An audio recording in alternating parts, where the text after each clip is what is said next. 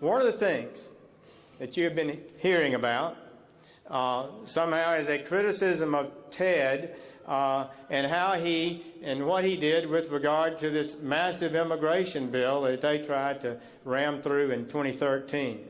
Let me tell you, I was there every step of the way.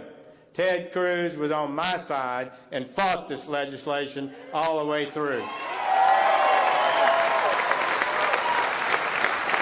They continue to talk about it. I'm just flabbergasted, really. I mean, don't they know how he voted? Don't they know? So let me just tell you a few things. And just to recall, people need to remember this, because this election is going to decide.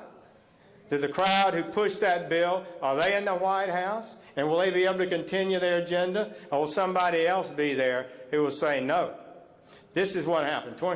After the 2007 battle, you remember people started sending bricks to Congress in 2007 to build a wall with.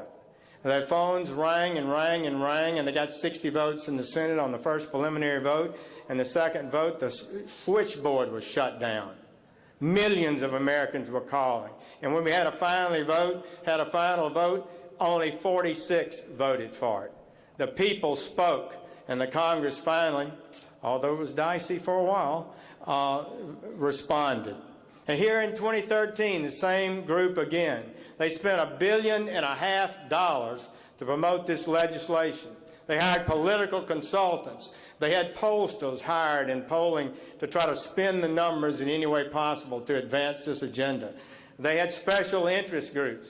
They met for months, the Gang of Eight, and they were determined they were going to move this bill to passage. And it was a near-run thing.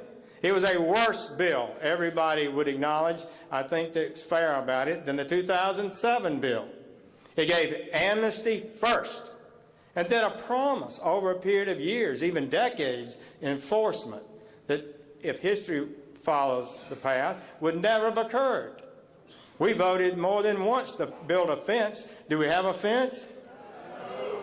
So just because you promise and say you're going to do something in Washington, you know that's not so. And so it came before the Senate, and the Gang of Eight met every day.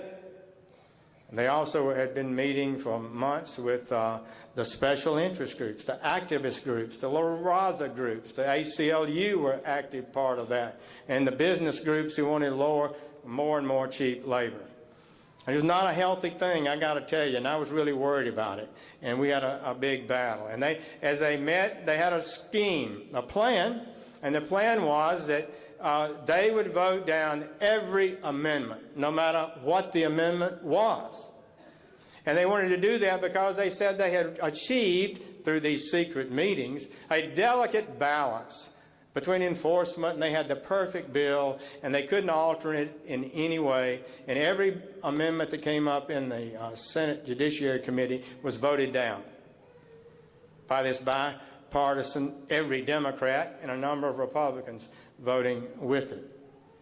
So I got to tell you, it was a tense, tough battle. The toughest, most exciting exchange, I think, that occurred was Ted Cruz and Chuck Schumer over citizenship.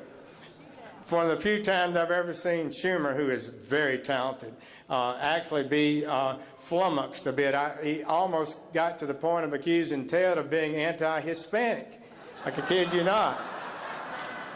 But that was clear. That was a central, determining essence. One of the things they wanted was citizenship for people who came illegally. Now, look, it makes no sense. You cannot provide to somebody who enters the country every benefit illegally, every benefit you give to somebody who comes legally. Surely citizenship, the capstone of what America gives, ought not to be given to people who entered the country in violation of our very laws. Give me a break. So I got to tell you, it was a tough battle, and they got a big vote in committee and a pretty big vote in the floor of the Senate. But by then, like I said, you know, you leave a mackerel in the sunshine long enough, it begins to stink. And by the time it got to the House, it was beginning to sink significantly, and the House blocked it and stopped it. It was that close to being passed.